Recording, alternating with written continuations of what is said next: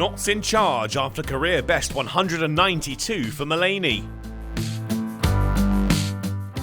The first Central County ground in Hove had seen two thoroughly entertaining days of cricket in a game that has ebbed and flowed. Nottinghamshire at one point had found themselves 52 for 4 in reply to Sussex's first innings total of 375, before a fifth wicket stand between Lyndon James and Stephen Mullany steadied the ship for the visitors as they ended day 2 on 214 for 5. And alongside Tom Moores, it was Mullany who continued to provide the resistance for Notts as day 3 got underway, launching Stephen Finn into the stands for 6 in just the third over of the morning. At the other end, Moores was also nicely into his work, the pair taking Notts beyond 250. Mullany would then have a moment to celebrate, this single bringing up a fine century for the Nottinghamshire stalwart. But with the score unchanged, he would lose his partner at the other end, Delray Rawlins getting the better of Moores, who departed for a well-made 43. Liam Patterson-White was the next man in, and clearly brimming with confidence after his 5-wicket haul, took the attack to Sussex, with Henry Crocombe in particular taking some punishment, hit for 6 in consecutive overs. Mullany was also looking to clear the ropes and brought up the Notts 300 with a pull over square leg. The 50 partnership followed, coming off just 53 deliveries, but Patterson-White's fun was to come to an end, LBW to Clark for a run-a-ball 44. Mullany would reach the break unbeaten on 126, and his side were now just 43 runs in arrears. Into the afternoon, and Nottinghamshire continued to whittle away at the Sussex total on an ever more docile wicket. Newman Everson with a late cut 4 brought up the 350 for Notts. He and Mullany were having fun in the afternoon sunshine and had already taken the partnership past 50 when Mullany launched Rawlins for another boundary to bring up his 150.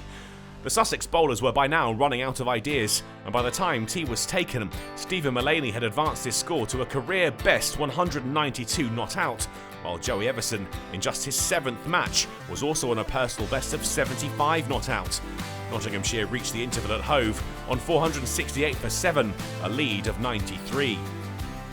There was to be no double 100 for Stephen Mullany, caught on the long-on boundary without adding to his score, but the intent from Mullany and Notts was obvious.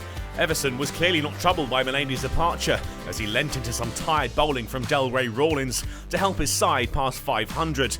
And then, a moment to savour for the youngster, cutting Atkins to the rope to bring up his maiden first-class century. He and Hutton had put on 50 before Hutton skied a sweep shot to depart for 18.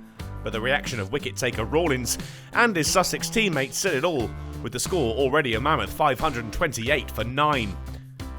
Skipper Mullany called his side in shortly after, Everson remaining not out on 109, as Notts declared on 534 for 9.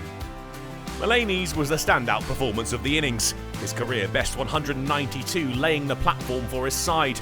He was ably supported with contributions from James, Moores, Patterson-White, and of course Everson, with his unbeaten century at the end. With Nottinghamshire having such a huge total on the board, Sussex knew that a win was now beyond them, and so openers Ali Orr and Tom Haynes were simply looking to bat time. But there's always a risk if the scoreboard isn't moving, as Nottinghamshire got their breakthrough, Haynes going for 14, and the score 19 for 1.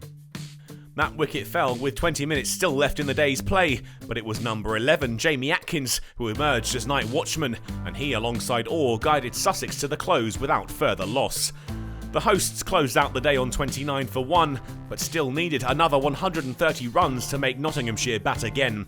Having posted 375 in their first innings, Sussex must have wondered how the game could have slipped so far, but they head into the final day looking to save the match.